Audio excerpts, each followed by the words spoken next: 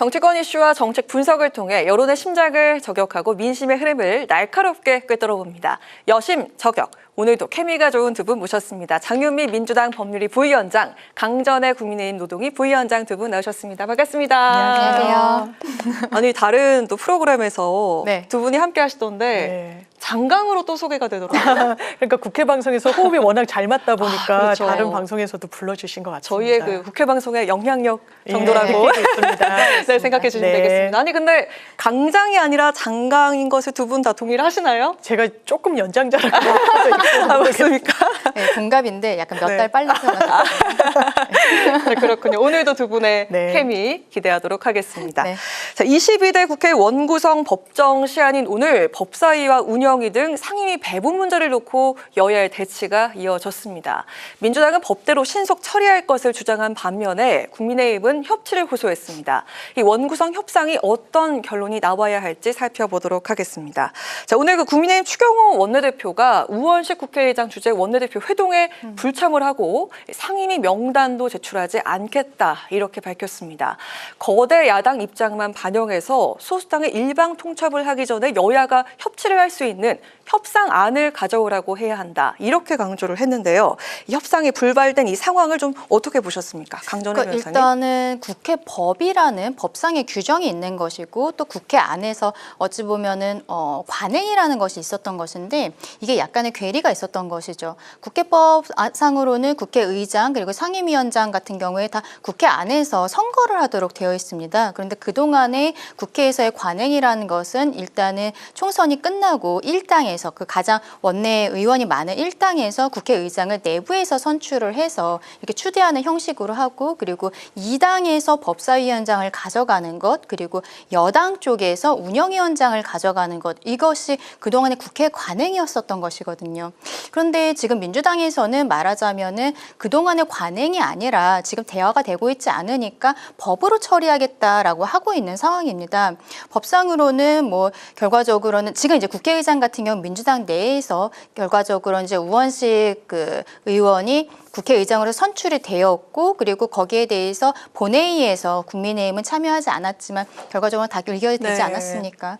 이런 상황인데 문제는 상임위원장 중에서 법사위원장이 말하자면은 다른 상임위에서 올라오는 모든 법안에 대한 체계라든지 작부에 수정할 수 있는 권한이 있어서 실질적으로는 국회의장 다음으로 상임위 중에서 가장 높은 부분이라고 볼 수가 있어요. 그렇기 때문에 관행적으로도 2당에서 가져갔던 것입니다. 근데 지금 민주당에서 각종 특검법이라든지 이런 것들을 빠르게 처리하기 위해서는 법사위원장 자리를 가져오는 게 굉장히 중요한 것은 사실이거든요. 네네. 그래서 지금 법대로 처리하겠다라고 이야기를 하고 있는 것이고 국민의 입장에서는 뭐 법대로 처리한다면 어쩔 수 없지만 결과적으로 여기에 대해서 협치하는 모습 보여야 되지 않느냐라고 지금 추경호 원내대표가 그 국회의장에게 어떠한 좀 불만의 목소리를 내고 있는 그런 상황이라고 보셔야 될 것 같습니다. 네, 어떻게 보셨습니까? 일단 협치가 전제되고 그 이후에 법대로 처리하는 게 좋겠죠. 네. 합의가 그런데 되고 있지 않습니다. 민주당에서는 지금 3개의 상임위원회에 대해서는 민주당이 상임위원장직을 가져와야 된다라고 주장을 합니다. 법사위, 운영위, 과방위가 그런데요. 이를테면 법사위는 정말 마지노선일 겁니다. 네. 지금 뭐 법야권이 192석이다라고 이야기를 할 정도로 어쨌든 국민들이 이번 총선을 통해서 확인시켜 주신 거는 민주당이 이 총선 과정에서 내걸었던 공약들, 민생 지원책들, 어쨌든 입법적인 부분들 속도를 내서 통과시키라는 이런 부분으로 받아들이는 거거든요. 민주당 입장에서는. 근데 법사위는 지금 옥상옥처럼 기능하는 게 사실입니다. 지금 상원 기능을 한다라는 어떤 그런 분석이 나올 정도로 사실상 관련 상임위원회에서 이 부분, 관련 상임위원회는 그 현안에 대해서는 제일 잘하는 상임위입니다.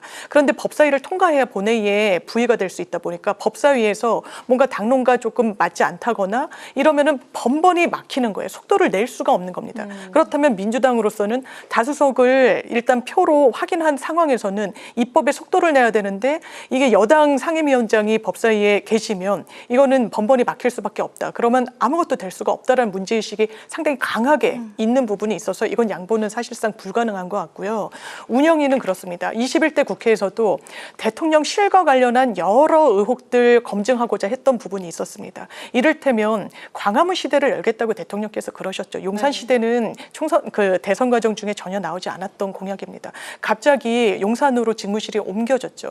그러면서 대통령실에서 들어갔다는 비용과 실제 추계되는 비용이 상당한 차이가 있습니다. 이 부분이 예비비에서 이제 전용이 됐다, 이게 사용이 됐다라는 이야기가 나와서 점검의 필요성을 제기하면 이 여당 상임위원장이 열지를 않는 겁니다. 그런 문제의식 속에서 그렇다면 상임위원장 배분을 효율적으로 어떻게 해야 되는가에 대한 문제의식이 있어서 이 부분과 관련해서 일단 전혀 물러설 수 없다라는 뜻은 네. 누차, 이건 국민의힘이 잘 알지 않겠습니까? 그럼 국민의힘으로서도 뭔가 그냥 보이콧, 안 한다, 이거는 책임 있는 집권 여당의 태도는 아니라는 생각이 들고요. 그렇다면 상임위원장 안과 관련해서 어떤 의사인지는 최소한 제출 정도는 해야 되는데 그것조차 하고 있지 않다는 상황에서는 이게 협치는커녕 계속 경색 국면이 장기화되는 것 같습니다. 아까 네. 제가 상임위원장이 국회법상으로 선거를 통해서 선출되도록 되어 있고 그것이 첫 회의에서 3일 안에 하도록 되어 있습니다.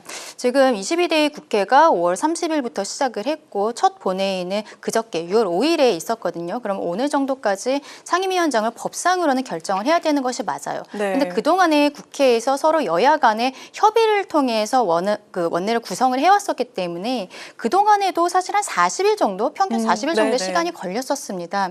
그렇다면은 조금 더 서로 간에 대화를 한다든지 협치의 노력 같은 거는 있을 수 있을 것 같은데요. 근데 21대 때부터 서로 간에 너무나 그 강대강의 모습들을 보여왔고 그리고 민주당 내에서 국회의장 경선 당내 이제 선거 과정에서의 어떠한 강성으로 보여야 되는 모습들을 서로 간에 어필을 했었던 것들, 그런 것들이 있기 때문에 지금 우원식 그 국회의장의 경우에도 좀 이렇게 부담감이 어느 정도 있지 않을까 하는 생각이 듭니다. 그럼에도 불구하고 법에 규정이 되어 있다는 것을 빌미로 해서 조금 아까 속보를 보니까 이미 민주당에서는 법사위 과방위 운영에 대해서 위원장을 이미 내부적으로는 그 정해놓은 것이 보도가 나왔거든요. 네. 법사위의 경우에는 뭐 예상대로 정청래 의원에 대한 이야기가 나오고 있고 과방위는 최민희 의원 그리고 운영위는 박찬대 원내대표가 지금 거론이 되고 있는 것으로 그렇군요. 아는데 조금 아까 한 1시간 전쯤에 이제 속보로 기사가 나왔는데요. 이런 것들을 봤을 때는 민주당에서는 그동안에도 뭐 잘했다라는 것은 아니지만 한 40일 정도 평균적으로 시간이 걸려서 원내를 구성을 했는데 더 이상 그럴 생각이 없다는 것, 그리고 현재 그 국회법 규정상으로는 민주당이 단독으로 이렇게 처리를 했을 때 국민의 입장에서는 어떻게 할 수가 없다는 것, 여기에 대해서 양보해야 되는 것은 사실은 민주당인 상황이거든요. 근데 여기에 대해 이게 상임위가 구성되지 않는 것에 모든 것이 다 국민의힘 탓이다라고 민주당에서 이야기하는 것은 참 받아들이기 어렵다라고 말씀드려야 될 것 같습니다. 네, 좀 얘기를 들어보면 여야가 각각 또 서로 상대방이 또 양보를 해야 하고 또 협치를 네. 또 해야 한다 이렇게 같이 얘기를 하고 있는데 왜 이게 협치가 되지 않는지 제가 좀 더 정리를 해보도록 하겠습니다. 자, 일단 민주당 이재명 대표는 합의가 안 되면 법대로 처리하겠고 다수결로 원구성을 하는 것이 타당하다 이렇게 주장을 했습니다. 원구성 파행 위기에 대한 책임은 아까 말씀하셨던 것처럼 국민의힘이 있다 이렇게 경고를 하면서 입법 독주 체제를 예고했는데 이 민주당의 압박이 적절한지 양측의 이야기 들어보도록 하겠습니다. 그러니까 제가 말씀드린 것처럼 이것은 계속적으로 정무적인 압박을 하는 것을 넘어서 법적으로는 압박이 아니라 사실 민주당 혼자서 할 수 있는 일인 것이죠. 그래서 저는 여기에 대해서 지금 국민의힘에서 다음 주가 된다고 해서 그리고 40일이 지난다고 해서 그동안의 협의가 될지 지금까지의 분위기를 봤을 때는 사실상 쉽지는 않을 것으로 보입니다. 그래서 여기에 대해 궁극적인 해결 방안은 국회법을 개정을 해서 여기에 대해 지금까지 국회의장 같은 경우 1당에서 하고 2당에서 법사위원장을 가져가고 이런 부분들, 그리고 지금 사실 민주당에서 11개 정도의 상임위원장은 본인들이 가져가고 7개 정도는 국민의힘에서 하도록 하겠다라고 한 것은 사실 그건 국회 관행에 맞아요. 그다음에 네, 관례죠? 원내 그동안의 의원들의 관례. 네. 비율에 따라서 나눴었기 때문인데요. 여기에 대해서도 지금 협조를 하지 않으면 18개 상임위를 모두가 민주당이 가져가겠다라고 이야기하는 것도 21대 국회 시작할 때도 똑같은 일이 있었습니다. 그렇다면 여기에 대해서는 결국 법을 개정을 해서 더 이상의 이게 훈시 규정이나 이런 것이 아니라 강행 규정식으로 만들어야 되는데 문제는 법을 개정을 하는 것도 민주당이 단독으로 처리할 수 있다는 그렇겠네요. 것이죠. 네. 민주당이 처리했는데 뭐 대통령이 여기에 대해서 또 거부권을 행사한다거나 네. 이런 식으로 할 수도 없는 상황이지 않습니까? 결과적으로 국민의 입장에서는 좀 많이 답답한 상황이다 말씀드리겠습니다. 그렇다면 그 민주당이 확보를 하겠다고 한 그 상임위원장을 좀 우선 선출할 시나리오가 좀 유력해 보이기도 하거든요. 맞습니다. 이미 민주당은 11개 상임위원장은 다 지정을 했습니다. 네. 그리고 민주당의 입장은 본회의에서 이 부분을 통과시킬 수 있다라는 건데요. 기본적으로 이제 이재명 대표가 그렇다면 이제 법대로 할 수밖에 없다라고 하는 게 국회 관행 그리고 지금까지의 어떤 뭐 협치의 그런 역사들 당연히 중요하죠. 존중해야 됩니다. 근데 그렇다고 해서 협치가 안 되고 국민의힘이 보이콧한다라고 했을 때 아무것도 못 하는 게 맞느냐란 문제의식이 있죠. 그래서 국회법에는 일단 원구성을 할 수 있는 법정 시한이 6월 7일로 돼 있습니다. 그게 오늘까지인 거죠. 그렇다면 원구성을 해야 되고 이 부분이 협의로 되지 않고 합의에 이르지 못하면 네. 표결 처리하도록 돼 있는 겁니다. 그럼 민주당은 18개 상임위원 중에 11개의 상임위원장직에 대해서는 명단을 제출을 한 거죠. 왜냐하면 이번에 국회 의석수 등을 배분했을 때 한 7개 정도는 이제 국민의힘이 상임위원장직을 가져가고 할 수 있는 방안과 관련해서 일단 양보를 뭐 18개 다 가져가는 거 아니냐라고 했지만 일단 그 중간선에서 제출을 한 겁니다. 네. 만약에 국민의힘이 아무런 태도 변화가 없으면 그러면 원구성을 한 달, 2달 계속 미뤄야 되나요? 그럼 민생입법 처리도 못하고 관련 상임위는 열지 못하는 게 맞나요? 그렇다면 원칙대로 법으로 국회법에 따라서 했을 때 표결 처리를 하면 11개 상임위부터 우리는 일단 구성을 하겠다라는 겁니다. 그래서 할 수 있는 일을 이제 먼저부터 할 수밖에 없다라는 이런 의지를 좀 표명하고 있는 거고요. 지금 국회가 개원한 이래 야당만 출석한 본회의 사상 초유입니다. 이 부분과 관련해서 민주당의 입법 독주다 이런 비판도 나오지만요. 또 반대로는 여당이 첫 본회의에 이렇게 보이콧한 전례도 없다라는 겁니다. 그렇다면 이건 양당이 당연히 좀 반성해야 될 부분이 있지만 협치가 안 됐을 때 국민의힘이 그럼 아무것도 안 하는 태도로 일관하는 건 좀 국민들에 대한 책임을 지는 자세는 아닌 것 같습니다. 그런데 네. 지금 이제 민주당에서 하고 있는 얘기가 국민의힘에서 상임위원 명단도 제출하지 않고 있다라고 이야기를 하고 있는데요. 상임위원장 같은 경우는 상임위원 중에서 그중에서 선거를 하도록 되어 있습니다. 지금 국민의힘에서 상임위원 명단을 만약에 제출을 하게 됐을 때 정말 극단적으로 봤을 때는 민주당에서 본인들의 입맛에 맞는 사람들을 뭐 18개 상임위를 다 가져가는 것이 부담이 된다면 11개는 본인들이 가져가고 나머지 7개에 대해서 국민의힘에서 나온 그 상임위원 명단 중에서 입맛에 맞게 본인들이 결정해버릴 수도 있는 것이거든요. 네. 근데 거기에 대한 대화 노력이라든지 협의를 한다는 노력이 전혀 없이 법대로 처리하겠다? 그러면서 왜 명단을 제출하지 않냐라고 이야기하는 부분은 참 앞뒤가 맞지 않는다 그렇게 생각합니다. 일단 그 다음 주 10일 월요일에 그 본회의가 또 예정이 돼 있고 같은 날인 10일에 국민의힘 의총이 또 열리게 되는데 이때 또 대응책을 논의를 한다고 하더라고요.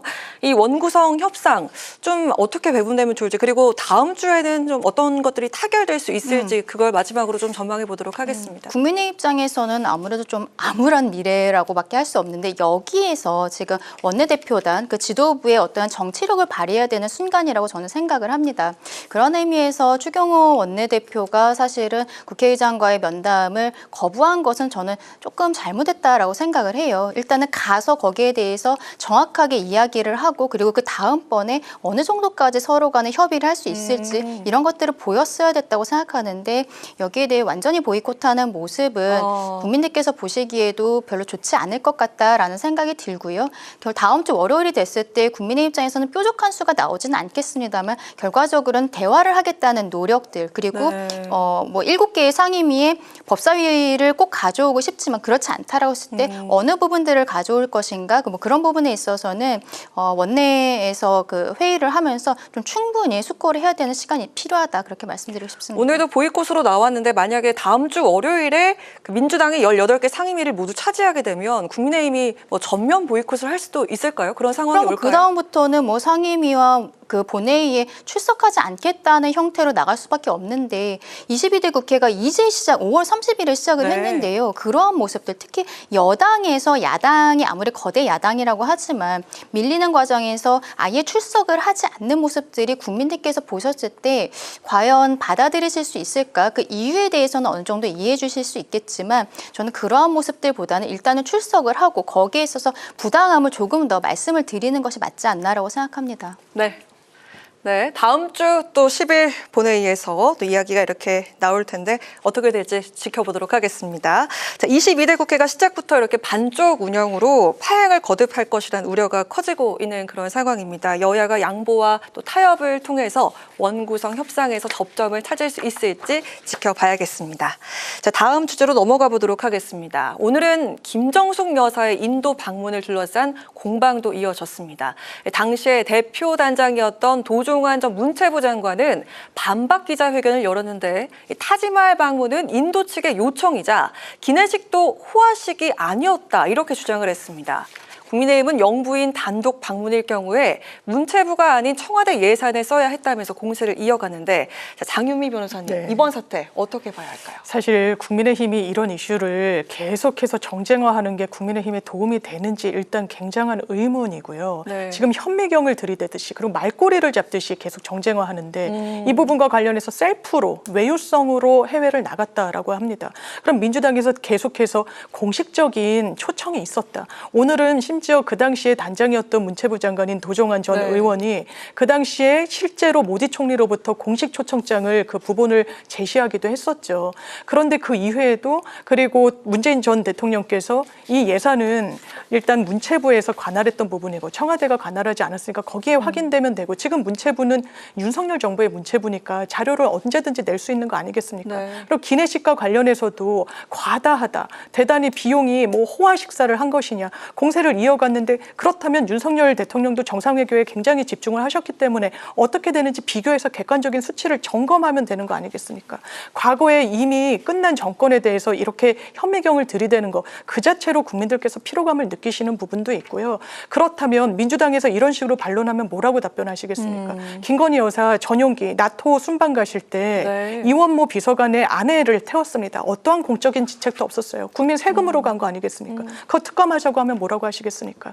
그리고 6천만 원짜리 목걸이를 착용하셨었습니다. 그게 본인 건지 본인 건 아니라고 하셨습니다. 왜냐하면 재산 내역에 누락돼 있었거든요. 그렇다면 누구로부터 빌린 건지 왜냐하면 빌렸을 때도요. 무상으로 빌리게 되면 이게 부정청탁 금지법 등에 저촉될 여지가 있는 겁니다. 거기에 뭐라고 해명하셨습니까? 리투아니아 갔을 때 명품백, 매장을 들릴 때 호객행위를 당했다고 해명이 나왔었죠. 그걸 그대로 믿는 국민이 있겠습니까? 하나하나 이렇게 들쳤을 때 누구에게 더 정당성이 있겠습니까? 지금 이런 부분과 관련해서 윤상현 의원이 특검법 발의하셨죠. 네. 그런데 민주당의 최상병 특검과 관련해서 독소조항이라고 주장했었던 어떤 언론 브리핑을 한다는 내용 그런 거 다 들어있었습니다. 그리고 입법 발의를 한 그 취지를 들여다보면 그 의안정보과에 다 떠 있는데요. 검찰을 신뢰할 수 없다는 취지가 있습니다.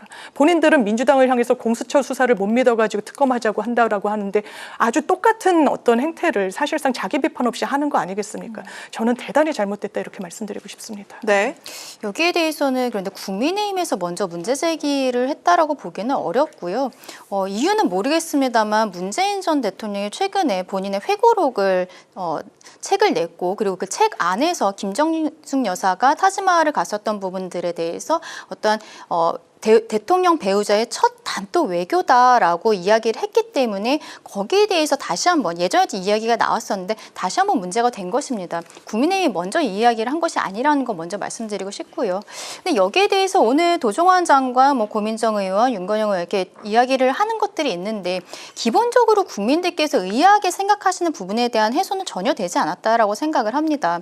왜냐하면 그 초청장이 모디 총리의 초청장이 왔다는 것은 우리 국민들이 다 알고 계세요 이미. 네. 근데 초청장이 오기까지의 과정이 문제였던 것이죠. 처음에는 도종환 장관의 강경화 장관이 못 간다고 하니까 도종환 장관이 가는 것으로 하다가 갑작스럽게 지금 한국에서 먼저 김정숙 여사가 참여할 수 있다는 식의 이야기가 나갔고 그랬더니 인도에서 모디 총리가 행사 9일 전에야 출국 9일 전에야 여기에 대해서 김정숙 여사에 대해서 초청장을 보냈다는 거 아닙니까? 그러면서 단장도 도종환 장관이 단장으로서 갔고 특별수행원이라는 있지도 않은 있는 직책을 가지고서는 김정숙 여사가 가게 됐는데 그렇다면 김정숙 여사가 왜 갑작스럽게 가게 됐는가? 지금 국민의힘에서는 이게 9일 전에 결정이 됐다는 거, 그리고 김정숙 여사가 가면서 타지마할이라는 일정이 생기게 된 것, 그러면서 그동안에 장관단만 갔으면 한 3천만 원 정도로 마무리됐을 행사가 3억 7천만 원 정도가 들어갔다는 것이에요. 여기에 대해서 어느 정도의 큰 외교적인 성과가 있었는지 모르겠습니다만 이것이 과연 꼭 필요한 행사였을까라는 거기에 대해서 계속적으로 문제 제기를 하고 있는 것인데 오늘 지금 모디 총리가 초청장을 보냈다는 것을 보이고 있는 것이죠. 그것은 우리가 다 알고 있는 내용이었습니다. 이러한 상황에서 또 뭐 김정숙 여사가 직접 본인이 고발도 아니고 고소를 하겠다. 지금 누구를 할지는 정확히 뭐 이야기하지 않고 있습니다만 윤건영 의원의 말에 따르면은 아마 뭐 배현진 의원이나 박수영 의원이나 몇몇 좀 대표적인 분들에 대해서 직접 고소를 하겠다라고 하는 것 같은데요. 국민들께서 궁금해하시는 부분들이고 그리고 6천만 원이라는 기내식이 상식적으로 우리가 받아들이기가 어렵잖아요. 그리고 만약에 장관단이 갔다면 기내식 비용 나가지 않습니다. 우리 비행기 값에 기내식 비용 다 들어가 있잖아요. 근데 지금 여사가 가면서 갑작스럽게 기내식 비용까지도 다 들어가게 된 이런 부분들, 그러면서 이해할 수 없는, 뭐 이제는 김정숙 여사가 식사를 한 것은 100만 원 정도고 음식의 보관비가 4천만 원이라고 이야기를 해요. 이런 것들이 과연 필요했던 것인가? 그만큼의 외교적인 성과가 있었던 것인가? 거기에 대해서 물어보는 것인데 글쎄요, 지금 민주당에서 여기에 대해 도와주고 있다고 저는 보이지 않고 지금 문재인 전 대통령에 대해서 현재 민주당은 공식적인 입장을 전 내지 않을 것이라고 생각을 합니다. 이번 공천 과정에서 이미 친문 계열의 의원들이 지금 오늘 나온 3분 이외에는 별달리 없을 것이라고 저는 생각을 하기 때문에 지금 이 상황이 결과적으로 김정숙 여사가 직접 고소를 하는 상황에까지 오지 않았나라고 생각하는데요. 그래서 이 상황에 대해서는 저는 오히려 문재인 전 대통령 측에서 더 일을 키우고 있는 상황이다라고 말씀드리고 싶습니다. 네. 자, 그리고 최근 국민의힘 전당대회 선관위 대변인이 또 되신 우리 강전의 변호사 질문 하나 드리도록 하겠습니다. 오늘 그 국민의힘이 차기 당대표를 선출할 때 당원 외 민심을 얼마나 반영할지에 대해서 30% 또는 20%로 하는 방안에 무게를 또 두고 논의를 했다고 하는데 또한 그 지도체제에 대해서는 현행 당일 지도체제 외에서 2인 지도체제, 집단 지도체제가 거론이 됐는데 결국 결론을 내지 못했습니다. 네. 이 지도체제와 민심 반영 비율이 차기 당대표 선거에 어떤 변수로 작용을 하게 될까요? 지금 여기에 대해서는 지난 우리가 총선 과정에 있어서의 참패 그리고 그 이전에 있었던 김기현 대표 체제 때 문제점에 대한 반성적 고려로서 여기에 대한 룰 변경들을 생각하고 있는 것이거든요. 그렇다면은 그 전에 김기현 대표가 들어오기 전에 이준석 대표가 나경원 의원과 경선했을 때는 당심이 70% 그리고 민심이 30%였습니다. 그러면서 김기현 대표 체제로 전당대회를 할 때 당심 100%로 바꿨었어요. 그런데 거기에 있어서 어떤 당과 당정 간의 수직적 관계가 정리가 되지 않았던 부분, 그런 것 때문에 조기 종료가 되었던 부분 아니겠습니까? 네. 그리고 그 이후에 혁신이 뭐 비대위 이런 식으로 계속 가다가 총선에서는 결과적으로는 좋지 않은 결과가 나왔었던 것이고 국민들께서 어떻게 말씀하시는지를 더 귀담아 들어야 되지 않나라는 이야기들이 나오고 있는 것입니다. 그리고 김기현 대표 체제 때의 그 문제점들이 있었기 때문에 그래서 다시 민심을 넣자. 전당대회라는 것은 당원들의 행사고 당원들의 당대표를 뽑는 것이지만 그럼에도 불구하고 어떤 국민들께서 어떻게 생각하시는지를 넣어야겠다라는 이야기들이 지금 나오고 있는 것이죠. 뭐 극단적으로 천목회 같은 경우에는 5대5로 해야 되지 않나라는 이야기도 나오고 그리고 천지의 당원 100%를 그대로 하자라는 안도 있는 것으로 알고 있습니다. 하지만 제 생각에는 뭐 7대3 혹은 8대2 여기 쪽이 조금 더 유력해 보이는 부분들이 있고 이게 변경이 됐을 때는 변경되는 이유도 여기저기 이야기가 많을 수 있기 때문에 가장 가능성이 높은 것은 원래 했던 대로 저는 7대3으로 가지 않을까라는 생각이 좀 들기는 하는데요. 이 부분과 그리고 지금 지도 체제에 있어서도 그동안에 당대표 한 명을 뽑고 그리고 당대표로서 선거를 하고 그리고 최고위원 선거를 따로 합니다. 청년 최고위원도 따로 후보를 받는데 그런 형태로 하지 않고 당대표에서 떨어진 사람들에 대해서 최고위원으로 뭐 1명이나 2명 정도를 넣는 이런 절충형 하이브리드 체제라고 지금 이름을 붙이고 있는데 이런 것들을 검토해보자라는 이야기들도 나오고 있는 것 같은데요. 근데 이것은 우리가 지금 7월 한 25일 정도 해서 전당대회를 마무리할 것으로 예상을 하고 있는데 갑작스럽게 지금 이야기를 나누는 것은 좀 부담이 되지 않나라고 생각합니다. 당원 당규 개정 TF에서 한 다음 주 12일이나 13일 정도까지 여기에 대해서 결론을 내리는 것으로 알고 있는데, 그렇다고 해서 지금 여기에 대해 어떤 당원들의 생각들, 그리고 원내에 있는 의원들에게는 모두 좀 의견을 물어본다고 해요. 하지만 여기에 대해서 당원들의 의견도 저는 굉장히 중요하다고 생각하는데, 그거를 수렴할 수 있는 물리적인 시간이 되는지 좀 의문이 있어요. 그렇다면은 일단은 지금으로서는 현재 그 단독 지도 체제를 가면서 여기에 문제가 된다면 그 이후에 당원 당규를 바꿔가는 형태로 가야 하지 않나, 좀 그렇게 생각하고 있습니다. 그 전당대회 날짜가 최근에 정해졌죠? 네, 지금 다음 7월 달 25일로 25일. 예, 잠정 결정인데요. 이거는 이게 보니까 저희가 이번 주 월요일에 첫 회의를 했는데 당직자분들이랑 같이 했습니다. 선거인단을 정리를 한다든지, 네네. 그리고 전국 순회를 하면서 뭐 연설회, 그리고 뭐 토론회 같은 것들을 하게 되는데, 이게 일자를 정하면서 뭐 어떤 장소도 대관을 해야 되고 이런 부분에 실무적인 부분들이 굉장히 좀 문제가 있어요. 근데 이번 아무래도 총선 과정에서 참패가 있기 때문에 전당대회를 흥행시켜야 된다라는 네네네. 생각을 굉장히 강하게 갖고 있습니다. 그래서 그 파리올림픽 시작을 하면 국민들께서 아무래도 관심을 좀 갖는 게 적어지실 수 있기 그렇겠네요. 때문에 네. 그 전에 좀 가능한 마무리를 하자라는 이런 생각으로 7월 25일로 잡아놓은 것입니다. 네, 전당대회 전까지 많은 소식들을 우리 강전의 변호사님께 네, 드릴 네. 수 있을 것 같습니다. 자, 이어서 장윤미 변호사께 네. 질문 드리도록 하겠습니다. 민주당은 그 의장 후보나 원내대표 선출 시에 권리당원 투표 20%를 반영하자는 내용의 당원 당규 개정 논의가 한창인데요. 하지만 그 최근 7인회 출신의 김영진 의원과 친명의 좌정격인 정성호 의원이 아니 의장을 뽑는데 당원이 관여하는 게 바람직한 건지 자 이렇게 밝혀서 관심을 모으고 있는데 일부 이렇게 친명에서 이 제동을 건 이유가 상당히 좀 궁금해지는데요. 이게 정치적인 이유라기보다는 그것이 정말 옳은 방향인지에 대한 물음표 때문에 그런 것 같습니다. 아, 네. 친명이라고 해서 똑같은 목소리를 내는 건 민주주의가 아닌 거죠. 이를테면 원내대표, 국회의장 다 국회직입니다. 아, 네. 그래서 지금까지 민주당의 관행은 뭐 국민의힘도 마찬가지지만 원내, 그러니까 국회의원들이 선출을 하는 방식이었던 거죠. 그렇지만 당직 같은 경우는 또 결이 다른 거 아니겠습니까? 전당대회를 통해서 당원들이 투표를 해서 당대표를 뽑는 거죠. 그건 당의 대표를 뽑는 것이니까요. 그것과 관련해서 최근에 추미애 의원과 관련해서 많은 지지층들이 되기를 원했지만 좀 네. 낙마하신 부분이 있죠. 그러면 당원들의 목소리를 우리가 포함하겠다. 그런데 이게 자연스러운가에 대한 문제의식이 있는 겁니다. 당원 굉장히 중요하죠. 대중정치에서 정당은 당원으로 이루어지는 겁니다. 그렇지만 정당 행위를 하고 정치 행위를 할 때 더 중요한 건 국민입니다. 그렇다면 이 과다대표될 수 있는 권리당원의 목소리를 20%, 30% 넣는다고 했을 때 그것이 국민 눈높이에 맞는 것인지 과다대표될 문제는 없는 것인지, 왜냐하면 수백만 명의 당원이 있습니다. 민주당에. 그런데 정말 원내대표 선출할 때 어떤 당원들이 의사표명을 하겠습니까? 전 당원이 하겠습니까? 그건 기대하기 어려운 부분이 있죠. 그렇다면 굉장히 목소리를 세게 내는 이른바 강성당원들의 어떤 그런 목소리가 굉장히 과다하게 적용될 수도 있는 겁니다. 네네. 이런 문제의식 속에서 민주당의 어떤 민주주의를 향한 그 방향성에 이게 저해가 되는 건 아닌가라는 여러 목소리가 나오고 있는 거죠. 네네. 전 이게 어떻게 보면 역설적으로 왜 이렇게 딴지를 거냐 제동을 거냐라고 보실 분들도 계시지만 네. 이게 민주당의 민주주의의 어떤 한 상황을 좀 보여주는 것 같다. 건강성을 보여주는 한 측면이라고 저는 개인적으로 생각합니다. 그 우리 장 변호사 말대로라면 그 일부 친명의 제동은 네. 건강한 쓴소리였다 이렇게 정리를 할 수 있을 그렇게 것 생각합니다. 같습니다. 김영진 의원님은 네. 상당히 일단 친명으로 분류가 되시고 가깝다고 알려져 있고, 또 친명의 좌장이라고 하는 정성호 의원도 쓴소리를 아끼지 않거든요. 네. 이건 어떤 정치적 유불리, 이재명 대표가 절대선 이런 게 아니라 더 옳은 방향으로 가기 위해서 또 정권 재창출을 하기 위한 방향성에 이 부분이 과연 국민 눈높이에 맞느냐의 어떤 문제의식을 던진 것 같습니다. 그렇군요.